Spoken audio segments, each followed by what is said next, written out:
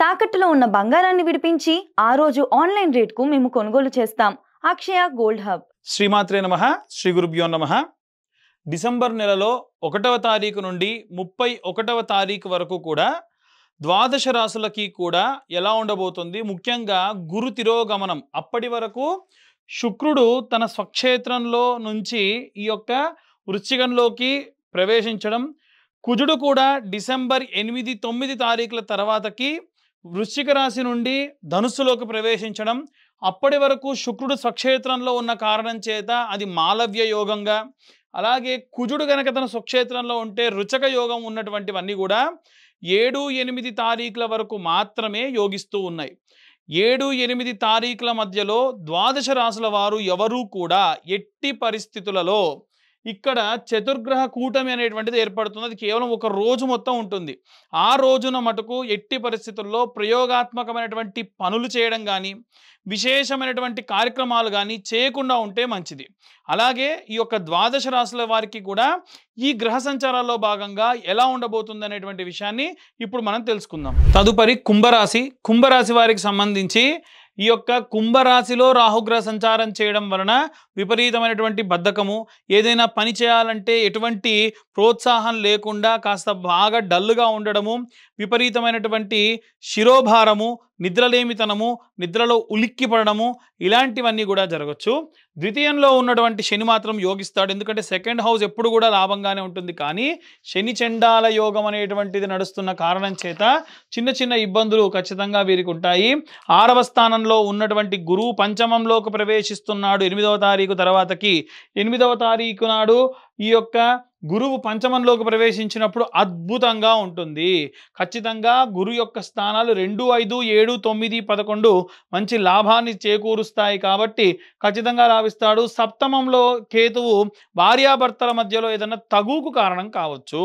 కుంభరాశిలో ఉన్నటువంటి రాహువు, అలాగే వీరికి ఏకాదశ స్థానంలో ఉన్నటువంటి కుజుడు మాత్రం లాభించడు. ఎందుకంటే అంతకు మునుపే మనం చెప్పుకున్నాము, కుజుడు 1, 2, 4, 7, 8, 9, 10, 12 6, 11 స్థానాలు కుజుడు లాభించడు. కాబట్టి భూ సంబంధితమైనటువంటి క్రయ విక్రయ విషయాలు మాత్రము వీరికి అంతగా యోగించవు. అలాగే ఈ యొక్క కుంభరాశి వారికి సంబంధించి ఈ యొక్క దశమ స్థానం విషయానికి వస్తే, దశమ స్థానంలో సూర్యుడు, శుక్రుడు, అలాగే బుధగ్రహ సంచారం అనేటువంటిది ఉంది. సూర్యుడు దశమ స్థానంలో బాగుంటాడు, అలాగే శుక్రుడు దశమ స్థానం అంతగా యోగించడు. కాబట్టి ఇక్కడ ఏమవుతుందనంటే గత రాశి వారికి అనుకూలంగా లేనటువంటి సూర్యుడు ఇప్పుడు అనుకూలమైపోయాడు, శుక్రుడు ఈ రాశి వారికి అనుకూలంగా లేరు. అలాగే బుధుడు కూడా ఈ యొక్క దశమ స్థానంలో సంచారం చేసినప్పుడు బుధుడు కూడా యోగిస్తాడు, దాంట్లో ఎటువంటి సందేహం లేదు. అయితే ఇది 8వ తారీఖు తర్వాతకు మాత్రమే బుధుడు ఈ యొక్క 9వ స్థానంలో, ఈ యొక్క 8వ స్థానంలో సంచారం చేస్తే అద్భుతంగా ఉంటాడు. ఓవరాల్గా చూసుకుంటే ఈ యొక్క కుంభరాశి వారికి సంబంధించి విశేషమైనటువంటి లాభదాయకంగానే ఉంది. నష్టం అంతగా ఏమీ లేదు. వ్యాపార వృత్తిపరమైనటువంటి విషయాలు కూడా చాలా మంచి చేకూరేటువంటి విషయంగానే ఉంది. ఇవన్నీ కూడా గోచార రీత్యా చెబుతున్నటువంటి విషయము మాత్రమే. గురు తిరోగమనం గురించి రుచక యోగం అంటే కుజుడు ఈ ఇంట్లో ఉన్నంత వరకు కూడా అది రుచక యోగమే. కాబట్టి విశేషంగా ఈ యొక్క కుంభరాశి వారికి 1వ తారీఖు నుండి 31వ తారీఖు వరకు కూడా మొదటి 8 రోజులు తప్ప మిగిలిన అన్ని రోజులు కూడా చాలా లాభదాయకంగా కనిపిస్తోంది. అలాగే ఇవన్నీ కూడా గోచార రీత్యా చెబుతున్నటువంటి విషయములు మాత్రమే. డీటెయిల్డ్గా జాతకం కావాలనుకున్న వారికి మీ పేరు, మీ date of birth, time, place ఇస్తే దాంట్లో మనము తిథి, వార, నక్షత్ర యోగ కరణాల గురించి, అంటే పంచాంగంలో భాగంగా తిథి, వార, నక్షత్ర యోగ కరణాలు మీకు డీటెయిల్డ్గా ఏ వారం పుడితే, ఏ నక్షత్రంతో కలిసి జన్మిస్తే, ఏ యొక్క యోగంలో జన్మిస్తే మీకు ఎలా యోగిస్తుంది అనేటువంటి విషయాన్ని చెప్పడము, అలాగే అక్కడి నుండి ప్రారంభించి మనకి మీ యొక్క దశ, అంతర్దశ, విదశ, భావచక్రములు, అలాగే వృత్తి వ్యాపార సంబంధితమైనటువంటి విషయములు ఎలా లాభిస్తాయి, ఎలా ఉండబోతున్నాయి, అలాగే వైవాహిక జీవితం, వివాహం చేసుకునేటువంటి వ్యక్తి ఎటు దిక్కు నుండి రావడం, ఇవన్నీ కూడా డీటెయిల్డ్గా 60-70 పేజీల్లో జాతకం మీకు అందించడం జరుగుతుంది. ఈ జాతకానికి ఖచ్చితంగా నాకు ఒక రోజు సమయం పడుతుంది. 2511 రూపాయలు ఖచ్చితంగా ఈ జాతకానికి నేను ఛార్జ్ చేయడం జరుగుతుంది, నేను పెట్టేటువంటి ఎఫర్ట్కి. ఇక అందరూ కూడా ఏ రెమెడీస్ తీసుకోవాలి, ఏ మంత్రం చదవాలి అనేటువంటి విషయాన్ని ఇప్పుడు మనం తెలుసుకుందాం. ఇప్పటి వరకు మనం ఈ రాశి వారికి సంబంధించి డిసెంబర్ నెలలో ఉన్న గ్రహచారాల్ని బట్టి తిథి వార నక్షత్ర యోగ కరణాలని బట్టి మనం జాతకాన్ని విడివిడిగా చెప్పడం జరుగుతుందని చెప్పుకున్నాము. కానీ ఇప్పుడున్నటువంటి పరిస్థితుల్లో వీరు ఏ మంత్రం చదవాలి ఈ డిసెంబర్ నెలలో అనేటువంటిది ఇప్పుడు మనం తెలుసుకుందాం. ముఖ్యంగా అండి, ఈ వీడియో చూస్తున్న వాళ్ళు దయచేసి వీడియో అలా చూస్తున్నారు తప్ప మేము చెప్పేటువంటి మ్యాటర్ ఇన్ఫర్మేటివ్గా ఉంటే దయచేసి లైక్ చేయండి, వీలైతే ఇన్ఫర్మేటివ్గా ఉండి ఇంకొంతమందికి షేర్ చేయండి. కాస్త దానివల్ల మాకు ఎంకరేజ్ చేసిన వాళ్ళు అవుతారు. అయితే ఇప్పుడు నేను చెప్పే రెమెడీ అందరూ కూడా పాటించండి. మంత్రం ఏం చదవాలి అనేటువంటిది నేను ఆఖరిలో చెప్తాను. ఇప్పుడు ఆ రెమెడీస్ ఏంటంటే, మీ దగ్గరలో ఉన్న నవగ్రహ దేవాలయానికి వెళ్ళిపోండి. నిత్యము కూడా ఒక ధాన్యం, ఒక పిరికెడు ధాన్యం తీసుకొని వెళ్ళాలి. అది ఏ ధాన్యం తీసుకెళ్ళాలి అనేటువంటిది ఇప్పుడు తెలుసుకుందాం. ఆదివారం నాడు ప్రారంభించాలనుకోండి, పిరికెడు గోధుమలు అంతే, ఒక ఆకు డొప్పలో వేసేసి చిన్న మట్టి ప్రమిదలు మీకు బయట నెయ్యి వేసి అమ్ముతున్నారు ఆల్రెడీ, అది తీసుకొని వెళ్ళి ఆ ధాన్యంపై పెట్టి వెలిగించండి. తర్వాతకి 21 ప్రదక్షిణాలు చేయండి. ఎన్ని ప్రదక్షిణాలు? 21 ప్రదక్షిణాలు చేసి మళ్ళీ 6 ప్రదక్షిణాలు అపసవ్య దిశలో, అంటే clock wise 21, anti clock wise 6. ఇది నేను మళ్ళీ ప్రతి రోజుకి చెప్పను. మీరు నవగ్రహాల గుళ్ళో ఎప్పుడు ప్రదక్షిణ చేసినా 21 ప్రదక్షిణాలు చేయాలంటే 7 గ్రహాలకి 7 మూళ్ళ 21, రాహుకేతువులకు యాంటీ క్లాక్ వైజ్ డైరెక్షన్లో 2 మూళ్ళ 6 ప్రదక్షిణాలు, మొత్తం 27. అందుకే 27 నక్షత్రాలు మనకు ఉంటాయి నవగ్రహాల్ని బేస్ చేసుకొని.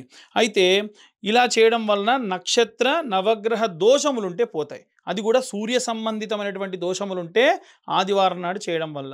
అయితే ప్రదక్షిణాలు చేసేటప్పుడు ఆదిత్యాయ చ సోమాయ మంగళాయ బుధాయ చ గురు శుక్ర శనిభ్యశ్చ రాహవే కేతవే నమః అనేటువంటి మంత్రం చెబుతూ ఎన్నిసార్లు వేస్తే అన్నిసార్లు. దయచేసి మీరు ఆ దేవాలయానికి వెళ్ళేటప్పుడు ఏం తీసుకెళ్ళినా అక్కడితో పూర్తవ్వాలి. నేను నూనె బాటిల్ తీసుకెళ్తా, నేను నూనె పోసి వెలిగిస్తా, ఆ నూనె మళ్ళీ ఇంటికి తీసుకెళ్తా, కుదరదు. పసుపు తీసుకెళ్తా, కుంకుమ తీసుకెళ్తా, కేజీ పొట్లను తీసుకెళ్ళి కొద్దిగా వాడి వెనక్కి తీసుకొస్తా, కుదరదు. మీరు ఏ క్వాంటిటీ తీసుకెళ్తారో అక్కడితో క్లోజ్ చేయండి. అంటే తక్కువ తీసుకెళ్ళండి, అక్కడితో క్లోజ్ చేయండి. సోమవారం నాటి విషయానికి వస్తే పిరికెడు బియ్యము లేదా ఒడ్లు ఒక ఆకుడొప్పలో వేసి చంద్ర భగవానుడి దగ్గర పెట్టండి. మొదటి రోజు సూర్యుడి దగ్గర పెట్టండి, రెండవ రోజు చంద్ర భగవానుడి దగ్గర పెట్టి దానిపైన ధాన్యం పైనే ఒక దీపం, ప్రతిరోజు కొత్త దీపం వెలిగించాల్సిందే. మట్టి దీపం ₹2, ఇంత చిన్న దీపాలు ₹2 ఉంటాయి. దాంట్లో ఇంతంత నెయ్యి వేయండి, ఒత్తి పెట్టండి. అవి కూడా రెడీమేడ్గా అమ్ముతున్నారు, అవే తెచ్చుకొని పెట్టుకున్నా సరిపోతుంది. అలాగే ఈ ప్రదక్షిణాలు కామన్, ప్రతిరోజు కూడా చేసేటువంటివి. అలాగే మంగళవారం నాడు కుజుడికి, అలాగే రాహుకి, కేతువుకి కూడా చేయొచ్చు. అయితే కుజగ్రహానికి చేసేటప్పుడు పిరికెడు కందులు తీసుకొని ఒక ఆకు డొప్పలో వేసి, ఒక పిరికెడు కందులు తీసుకొని ఆకు డొప్పలో వేసి చిన్న దీపం ఆ కందుల పైన వెలిగించేసేయండి. తరువాతకి ఆ ప్రదక్షిణాలు చేయడం కామన్, చదివేటువంటి మంత్రం కూడా కామన్. తర్వాతకి బుధగ్రహానికి సంబంధించి పిరికెడు పెసర్లు వేసి దీపం పెట్టేసి బుధవారం నాడు ప్రదక్షిణాలు కామన్, మంత్రం కామన్. గురువారం నాటి విషయానికి వస్తే శనగపప్పు లేదా శనగలు పిరికెడు వేసి ఆకుడొప్పలో దానిపైన కొత్త దీపం, ప్రతిరోజు కూడా కొత్త దీపం వెలిగించాలి. చిన్న మట్టి ప్రమిద సరిపోతుంది. ప్రదక్షిణాలు చేసేటప్పుడు మంత్రం చదవాలి. 21 ప్రదక్షిణాలు, 6 ప్రదక్షిణాలు అపసవ్య దిశలో. అలాగే శుక్రవారం నాడు పిరికెడు బొబ్బెర్లు వేసి తర్వాతకి దీపం పెట్టి తర్వాతకి మీరు ప్రదక్షిణాలు కామన్, అలాగే మంత్రం కూడా కామన్. ప్రతిరోజు కూడా ఎన్ని ప్రదక్షిణాలు చేస్తున్నాం, ఎంత మంత్రం చదువుతున్నాం లెక్క అవసరం లేదు, ప్రదక్షిణాలకు మాత్రమే లెక్క. 21 సవ్యం, 6 ప్రదక్షిణాలు అపసవ్యం. అంటే clock wise, anti clock wise. Clock wise 21, anti clock wise 6. శని గ్రహానికి సంబంధించి చేసిన రోజు కొంచెం ప్రత్యేకంగా చేయండి. చేసేటప్పుడు పిరికెడు నువ్వులు ఆకుడొప్పలో వేసి దానిపైన ఒక దీపం పెట్టేసుకొని, వీలైతే దీపం నువ్వుల నూనెతో వెలిగించి, వీలైతే ఒత్తి కూడా నల్ల ఒత్తి వేసి ప్రదక్షిణాలు చేయడం ప్రారంభించండి. ఈ నవగ్రహ మంత్రాలతో పాటు నీలాంజన సమాభాసం రవిపుత్రం యమాగ్రజం ఛాయా మార్తాండ సంభూతం తం నమామి శనేశ్వరం అనేటువంటి మంత్రాన్ని చదవండి. ఇక మిగిలింది రాహుకేతువులు మంగళవారం నాడు చేయాలి కాబట్టి పిరికెడు నల్ల మినుములు ఒక ఆకుడొప్పలో వేసి దీపం వెలిగించి ఈ యొక్క ప్రదక్షిణాలు 21 కామన్గా మీరు ప్రతిరోజు చేసేవి, యాంటీ క్లాక్ వైజ్ డైరెక్షన్లో చేసేటువంటివి 6 ప్రదక్షిణాలు. అలాగే కేతుగ్రహానికి కూడా ఆకుడొప్పలో నల్లటి రంగులో ఉండేటువంటి ఈ యొక్క ఉలవలు వేసి దానిపైన దీపం పెట్టి ప్రదక్షిణాలు common 21, anti clock wise 6. In case రోజు మీరు ఏమైనా పండ్లు తీసుకెళ్తారా, ఒక 2 పండ్లు తీసుకెళ్ళండి, అంతకు మించి వద్దు. ఏ గ్రహానికి మీరు తీసుకెళ్తే ఆ గ్రహానికి తీసుకెళ్ళండి. లేదు ప్రతి గ్రహానికి కూడా బెల్లం ముద్దలు పెడతా అంటే చిన్న సైజులో బెల్లం ముద్దలు ప్రతి ఒక్క గ్రహానికి పెట్టండి. పూలు కావాలంటే ఏ రోజు ఏ గ్రహానికి పూజ చేస్తే ఆ గ్రహానికి మీరు పూలు పెట్టండి. అలా విశేషంగా ఈ యొక్క నెల రోజులు కూడా చేయండి. ఎందుకు అంటే గ్రహ సంచారాలు విపరీతంగా మారుతున్నాయి. సంవత్సరం ఆఖరికి వచ్చేసింది. వచ్చే సంవత్సరంలో జల సంబంధితమైనటువంటి విషయాలు, అగ్ని సంబంధితమైనటువంటి ప్రమాదాలు విశేషంగా జరగనున్నాయి. కాబట్టి అలాంటి ఎన్నో రకాలైనటువంటి ప్రమాదాలను మనం దాటుకొని ప్రశాంతంగా ఉండాలి అంటే, శక్తిని చేకూరాలంటే నవగ్రహాలు నక్షత్రాలకు సంబంధించిన సంపూర్ణ శుభ కృపా కటాక్షాలు మన యందు ఉండాలి. ఇవన్నీ కూడా చెప్పేటువంటి రెమెడీస్ గోచార రీత్యా చెబుతున్నటువంటి విషయములు. డీటెయిల్డ్గా జాతకం కావాలనుకున్న వారు మీ పేరు, మీ date of birth, time, place ఉంటే జాతకం గురించి ఇంకా డీటెయిల్గా చెప్పి ఇలాంటి రెమెడీస్ వారి వారి పరిస్థితిని తగ్గట్టుగా చెప్పొచ్చు. దానికి కాను 2511 రూపాయలు ఛార్జ్ చేయడం జరుగుతుంది. కాబట్టి మనకు 2026వ సంవత్సరం ఎలా ఉండబోతుంది, ఎవరైనా ప్రముఖులు గతించబోతూ ఉన్నారా, అలాగే ఎలాంటి ప్రమాదాలు జరగబోతూ ఉన్నాయి అనేటువంటి విషయాలుతో మీ ముందుకు వస్తాను. సర్వే జనా సుఖినో భవంతు. స్వస్తి.